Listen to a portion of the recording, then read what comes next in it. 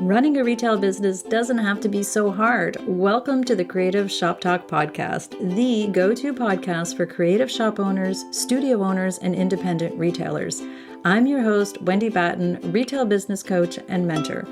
Each week, I'll share simple, proven business strategies, inspiring stories from fellow retailers, and advice from industry experts. Together, we're going to work to find the success you want from your retail business with more profits in your till and a little more joy in your life. Hey there, retailers, and welcome to another episode of the Creative Shop Talk podcast. I am your host, Wendy Batten. I'm so happy to have you here with us today. Today, I'm going to be sharing a podcast about wasting time. So let's talk about all the ways that I see, the top 3 ways, I guess, that I see retailers wasting time. And I'm going to give you some solutions on how to fix that and how to reframe and refocus on really what matters. But before we jump into today's podcast, I received a lovely review here on the podcast. I love when you leave reviews for us, and I would appreciate if you find any value or take any golden nuggets or anything, if you would just leave us a review. It helps us get found by other retailers. And I just love reading them, to be honest. So there was a review last week from Lehan from the Lemonade Stand. This is such a great podcast for all entrepreneurs, especially creativepreneurs. Helpful tips and very encouraging advice. Wendy creates a sense of community so well, helping those who feel isolated, a common occurrence in the life of an entrepreneur. Thank you, Lee. I'm so grateful for your review. Lee is also a member of our Retailers Inner Circle. That is my monthly coaching group. So I was excited to see Lee listening to the podcast. She's a great member inside the Retailers Inner Circle. And of course, as always, you can find out more about our Retailers Inner Circle on the show notes or at wendybatten.com. I would love for you to join us. But let's get on to today's show. I want to really dig deep into where I see retailers wasting time. So let's go.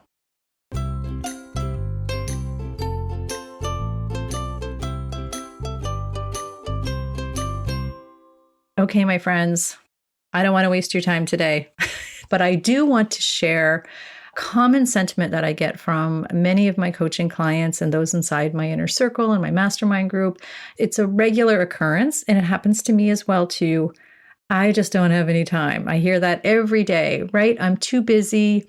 I've just got too much to do. There's too many things. I just ran out of time, or I don't have time. Especially when it comes to maybe the more difficult things that we have to do, the back end of our business, or even the accounting or the bookkeeping, or looking at the metrics or the data, all the fun things, but those are the things that matter. The pushback that I always get is I ran out of time. When I start digging into where retailers spend their time, which is part of the framework of some of my coaching programs, we realize that it's not that retailers don't have time, so they're choosing to be distracted maybe, or they're choosing to work on things that maybe don't matter. They're focusing on the massive stuff instead of the few things that matter. And again, I'm guilty of it too at times. I have to reframe and refocus and come back quite a bit. Things do go sideways, even with the best laid plans, and no matter how much we schedule. I know that, I understand, but there are a few things that we can do on a daily basis, on a weekly basis, on a planning basis, and habits that we can get into that will help us stay focused and really concentrate on those things that matter, on the things that will move the needle forward, if you will. I mean, do you really have a squirrel brain? Maybe. Or are you just unfocused and distracted? Maybe, right? I know I have a squirrel brain, and I've shared that on the podcast here before, meaning that ideas pop in and so many things going on. We all have things going on, right? But it's unbelievable the amount of work that we can get done if it's in a distraction-free zone. If I'm in a work zone, it's massive. It really is massive. If I stop wasting time and I start getting focused, and I see it all the time with retailers as well too. So I want to share the top 3 time wasters, the things that I had to change in my own personal business life, and the things that I see that really make a difference with my retailers. So the number one, can anybody guess? Hands up if you're driving or painting or talking or whatever. Shout out. What do you think the number one biggest time waster is? And here's a hint. If you're in my inner circle, if you're in my retailer's inner circle, we actually had a challenge around this just this week as I'm recording this, and it's our phone. Your phone is such a distraction for most people. Are you addicted to your phone? You might be. So I was, I think, at some point in time, and I do see a lot of my retailers, and the conversation that was happening inside my inner circle around, wow, how much time are we spending on our phones? It's crazy. So if we can remove the temptation, if we can remove those distractions just from our phone alone, it's unbelievable how much time we will regain. So I wanted to give you some tips. I said I wasn't just going to tell you what the time wasters were, but I'm going to share some tips on how we can maybe adjust our thinking around our phone, or how we can use the phone for good instead of for bad, and retrain our brain. Actually, we do need to, we do need phones. Everybody's going to say they need their phone. They have to have their phone. But we can run businesses off of our phone, not off of our phone. We can run businesses off of our computer. We do not need a phone to run our business full time. So I want you to flip that mindset. And I want you to think about, do you really think like big CEOs are sitting there on their phone all day long, doing things, getting distracted and, answering text messages and every DM that comes in and every notification that pops up? No. If you want to move your business forward, you need to be focused on the things that matter, and answering DMs all day long is not what matters, or getting lost on Instagram and all those things.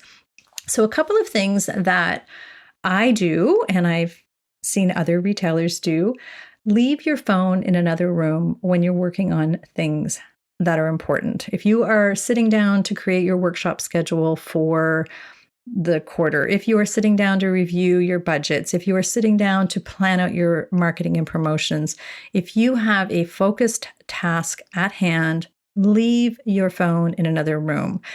Just this week, I had one of my retailers say, he took up the challenge a little bit and he left the phone in one room and he was re-merchandising his store.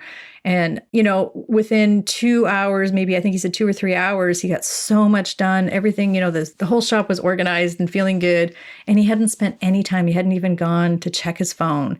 Now, you and I know, as as busy retailers, that normally we would be checking our phone, something would ding, something would pop up, and that 2 hours of merchandising might turn into 4 or not get done or just be a stressor, right? So leaving your phone in another room while you're doing a task, an important task, is going to help you immensely.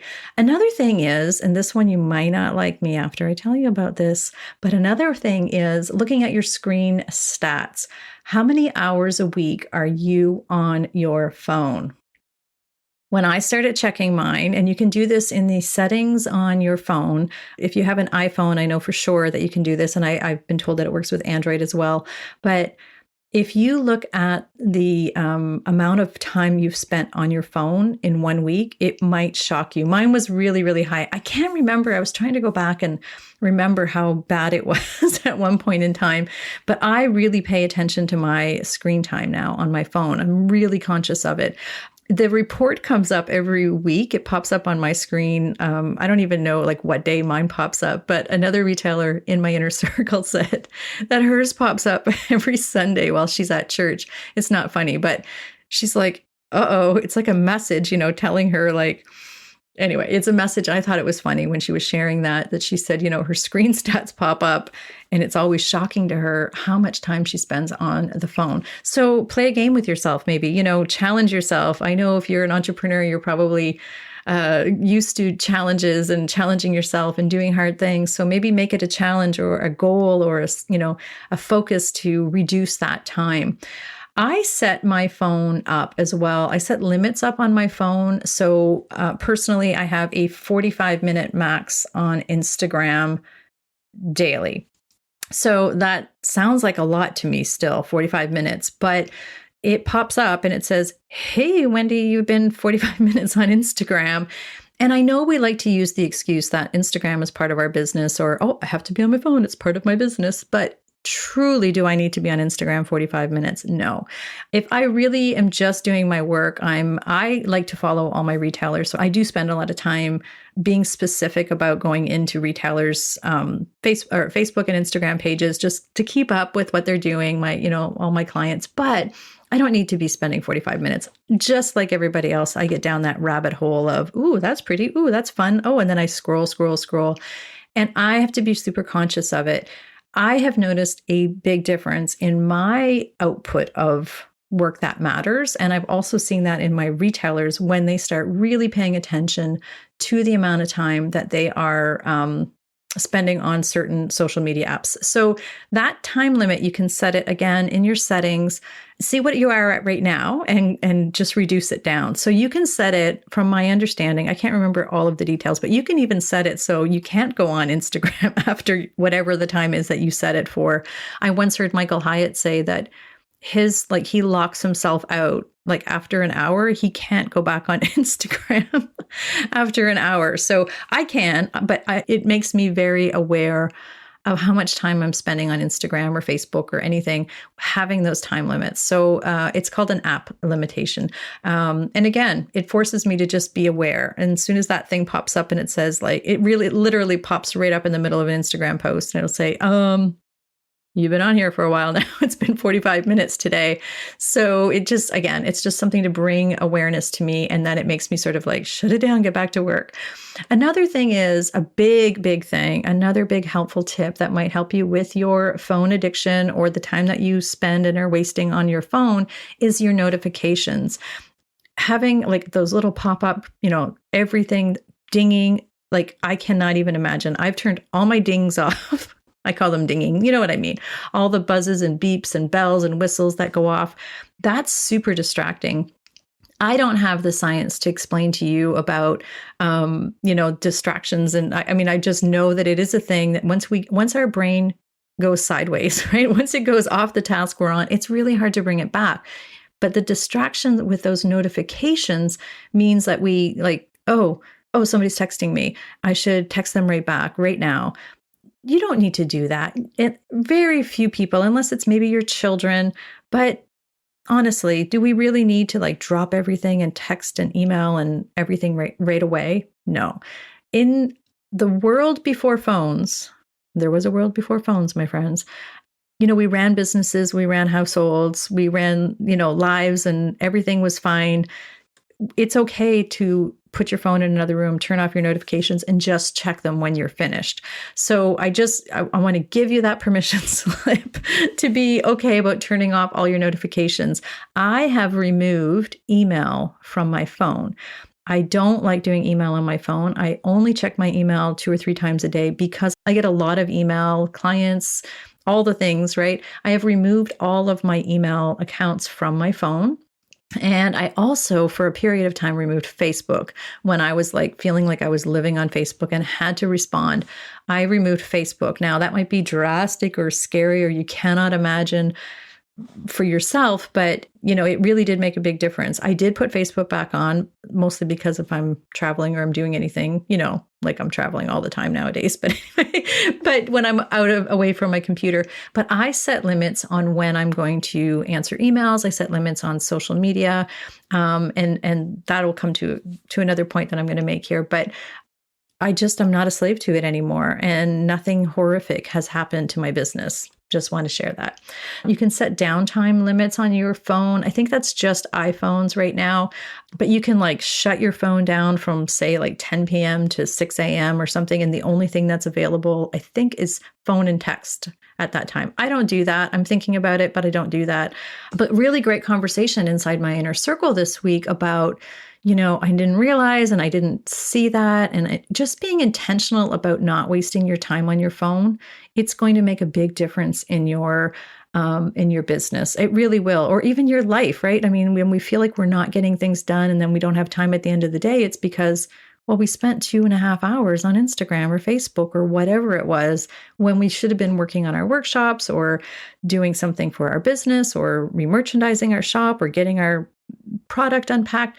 All of these things, they do matter. So being super conscious about where we spend our time and on keeping our phone away from us while we're working. So just remember and ask yourself if you're addicted to your phone. And if the thought of putting your phone on airplane mode is giving you like hives, that's an addiction problem. So I'm not declaring you an addict. That's not what I mean, but it is a problem.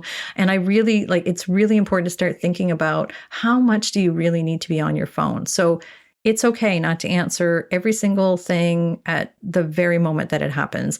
And if you think about it, being distracted every time one of those bings and bongs and things happen, it's really, really, really affecting your business in the big picture of things. So if you want to be super focused or more focused, do something with your phone. So turn these notifications off, watch your screen stats, leave your phone in another room. Just be super aware of what you're doing with your phone and how much time you're on your phone.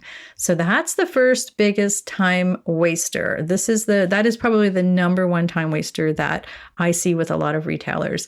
The second time waster is, now this is a big one, not batching your work. And by this, I mean, again, almost like when we talked about we're, merchandising and then we answer our phone and then we're overdoing this and then we're overdoing that, we're bouncing around, we're, unpacking product and then we're trying to do social media and then we sit down to pay bills and then we start cleaning something else. And then, a client walks in and then we put a coat of paint on a piece of furniture. If we're all over the place, really, it's really hard to get focused and deep into one task and check it off, right? It's really hard. Then we end up with a whole day worth of things not done and I didn't get anything done. And I don't know, I feel like I worked all day and I was really busy and I was running around with my head cut off, but I didn't accomplish anything. So one of the really big mindset strategies, I guess, I don't even know. Is this a strategy? I'm not sure, but, and I should know that, but anyway, you get what you get with me, right? But it's not a strategy, I guess. But one of the mindset studies is if we do get distracted on a project, it's really hard to come back to it. It's really hard if you're in the middle of doing your bookkeeping and you're getting everything set up and you're whatever you're doing and you kind of get in the zone, right? Maybe you're just doing 3 or 4 things or you're paying your bills or whatever you're doing. And then you stop that. And then you go and serve a client. And then you come back and you're like, oh, where was I? What was I doing? And then, did I pay that? And then it takes you a while to sort of refocus and come back to center or come back to what you were working on. Now, I can hear you thinking, well, if a customer comes in, I have to serve them. This is why we don't do that work when we're supposed to be serving our clients. This is why we schedule time for and batch our work. So all of our office work should be done at a sitting with our phone in the other room, sitting down, focusing, do all the, I call them menial tasks, but you know what I mean, all the book work or all the paying bills and all of that at one specific time. And then maybe you're doing all of your merchandising and store stuff at another time, unpacking product. And it's really freeing as well. And I've shared this before. When you have a plan in place, when okay, I don't have to worry about paying the bills right now because I know I'm doing that Tuesday afternoon at, in the afternoon. That's when I'm doing that.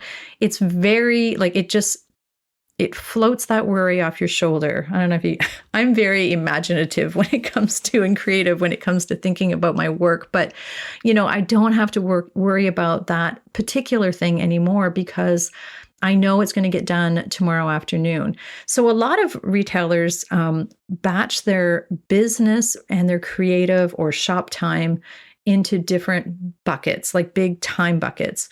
There's actually a saying, be a maker in the morning and a manager in the afternoon, or whatever. That comes from the book, The One Thing, right? Working on one thing, having your brain in the zone of one thing. So again, being a maker in the morning, a manager in the afternoon, or a manager in the morning, or a maker in the afternoon, or whatever that is.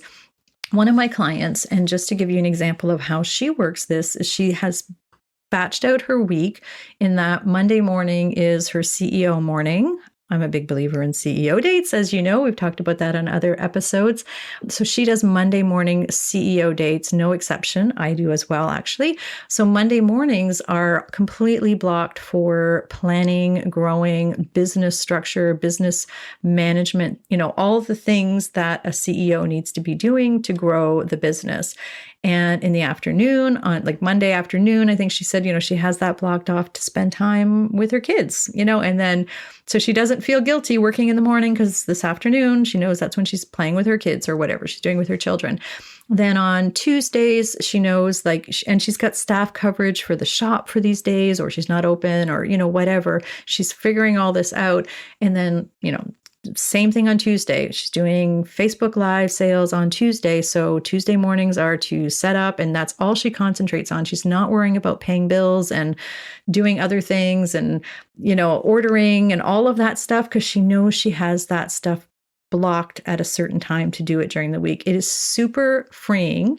Takes a little time to get used to batching, but doing all of your ordering at one time, doing all of your bookkeeping at one time, doing all of your bill paying at one time, doing all of if you're a creative, if you're a paintpreneur and you're, sitting down, and this is what I always did. I did all of my prep work for all of my pieces at once when you can, it's of course things happen, but looking at your calendar and batching your time. And again, just the simple thought of, maker in the morning and creative in the afternoon, or manager in the morning and shopkeeper in the afternoon, whatever you need to do, however you need to think of it, be working on one thing. Have your mind on one thing. When I'm sitting at my desk and I'm doing this particular job, this is what I'm working on. You'll get so much more done. You'll be high-fiving yourself. And if this happens to you, I want you to send me an email and say, hey, this worked for me. I'm like really, really happy. And this might mean that you have to start thinking about hiring more staff to cover things, or maybe a babysitter to cover some shifts in your house so that you can do those CEO dates or whatever that is for you. But blocking out your one thing, ideally in the morning, to be honest, the biggest time for big movement of your business is the morning, but everybody's different, right? So, but this really does give you, a comfort over all the chaos that's kind of going on in your head when you're trying to think of all the things. And it's a habit. It's going to take you a little time to get used to that. But, time blocking all your ordering and all your bill paying and everything, it's going to make you feel good. I promise. Okay. So number three of the biggest time waster, honestly, it's working on non-revenue generating things. So I'll say it again. The third biggest time waster that I see with my retailers, and I've caught myself in the same trap as well, working on non-revenue generating things. So I can hear you now, well, it's all important. It's all important, right? But it's really not. If you find yourself spending 3 hours creating Canva graphics or 6 hours cleaning your shop after, a busy weekend, or, there's things that we do. And one of my retailers recently, she said she's spending hours and hours and hours trying to get the perfect pictures for Facebook posts. That is not revenue generating. And I know you're going to say, well, we do have to have good pictures to put on Facebook, but really we don't have to have, they're not going on an art gallery wall. They're not being framed and going on an art gallery wall. They have to be adequate for Facebook, good lighting, edit them on your app and post them. These things that we are obsessing about and we take a long time, that is not a revenue generating item. That's not something that we are doing and wasting our time. Also, it's important. We need to do the pictures. Don't get me wrong. We need to clean the shop. We need to do the Canva graphics. But if you're finding yourself spending hours and hours and hours doing something that it needs to be done. I need this invitation for this event. I need to have it scheduled. I need to get a graphic. I need to do it. And it's taking you 3 hours of your very important CEO day time. there's other better uses of your time, my friend. So this is where we have to start either being okay with done is better than perfect, or we need to hire some things out. And I know that also scares some people, but if we hire out things that other people can do, what can you do with that time? So I have one retailer, she does a lot of custom work and she spends hours and hours and hours prepping furniture. So those of you that are listening that are furniture painters, you know what I'm talking about. Hours and hours and hours. And is it a revenue generating project? Yes. But when you really pull it down, the 6 hours that she spent, working on several projects and cleaning up and all that, she could have been doing something else. Her skill, her high level skill is not prepping furniture, right? So bring in somebody for $10, $15 an hour and get them to prep your furniture. You can come in and finish if that's what you need to do. And when you have those hours, you can be doing CEO level work. That's more higher level revenue generating work. So not spending a lot of time doing things that you could hire out. Mopping the floors in your shop. Again, I have a retailer that just recently hired somebody to, come in and mop the floors, for her weekly. And it's like the biggest, first of all, freedom off of her shoulder. That is not her zone of genius, mopping her floors of her beautiful shop.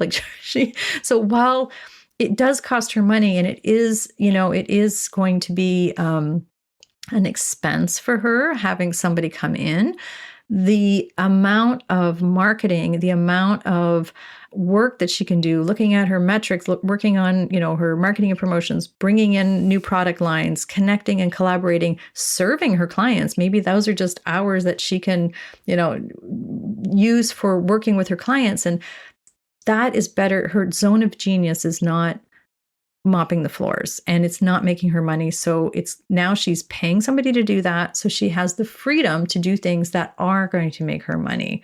So, now she's creating sales and, working on her sales and promotions and just working on more higher level, we call them CEO level jobs. And of course, we've chatted about CEO level jobs before. And it's really empowering to see retailers setting down those things and hiring people to help them or not wasting the time on them. So again, if you are not in a position to hire or it's just not something you want to hire, be super intentional and be super aware of how much time am I spending? Is this really a 3-hour job that I should be working on Canva? No. So if it's not going to make you a lot of money, if it's not something that's a high level revenue job, don't waste your time on it. Just do it quick, get it done. Again, I often joke and say, you've heard me, if you've been in my inner circle or if you've been in my world for very long, you've heard me say, a B+ job is okay. It doesn't always have to be an A+ job. And this is coming from somebody who usually loves things done in a higher level. But if I waited till everything was perfect, this podcast would not be a thing. It would not be it's never perfect. I hum and haw and all the things. And bless you, Steve, who's listening to this right now, who's my editor. And I'm sure he tries to fix them, but you know what?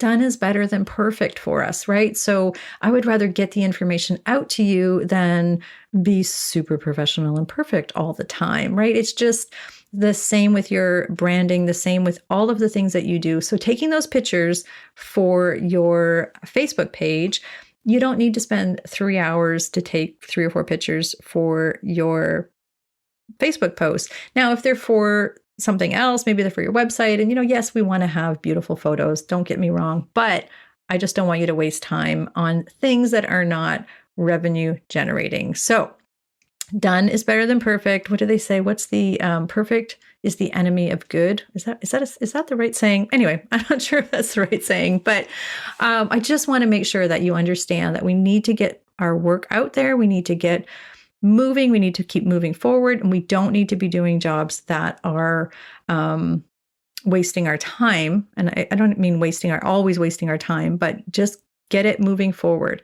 So those are our 3 biggest time wasters. So I'm going to recap them for you. The first biggest time waster, our phones, right? And I shared some tips on how to get rid of those distractions and how to set limits and to be super conscious and kick it out, put it in the other room if you have to. The second biggest time waster is not batching our work, right? So be a maker in the morning, a manager in the afternoon. Try to focus on one thing at a time, batch all of those things. So if you're going to work on social media, batch all that social media and it's one and done, right? So really, focusing in on keeping our mindset on the type of task that we're working on. It's going to make all the difference, I promise. And then the third time waster is working on non-revenue generating things, all the things in our business that are just wasting our time and not worth the 3 or 4 hours that we should be working on it and sticking to our zone of genius maybe and moving forward, because done is better than perfect. So there you have it. I hope you found some insight maybe here. I hope that you have taken away something. I would love to know if you are addicted to your phone or if you batch your work. I'd love to continue this discussion. I would love to know your ways of battling through all of these things. And if how you're batching your work or what you're batching or where you struggle with any of these things. This is always a great topic of discussion. We always continue the conversation over in my free Facebook group called Rockstar Creatives. Every Thursday, we have a post that goes up for the topic of the week. I pop in live quite a bit. It's some great conversations over there on the podcast topic. So we'd love to have you there if you're not a member already. And also, as always, I want to remind you that my Retailers Inner Circle community, that we work together on these types of problems. And again, this week we had a challenge talking about the phone, and the conversation inside that inner circle is just amazing. It's such an amazing group. And I invite you to check it out, see what we're all about at the Retailers Inner Circle. And that's, of course, at wendybatten.com. And as always, if I can support you in any way with your business, please reach out. All of the information that we talked about today will be in the show notes with some links and a link to my website and page, so you can reach out anytime. I love hearing from you. I love when you leave us a review. And hopefully you found this helpful, and I hope you're having a fantastic day. Please reach out if I can support you in any way. Talk to you soon. See you next week.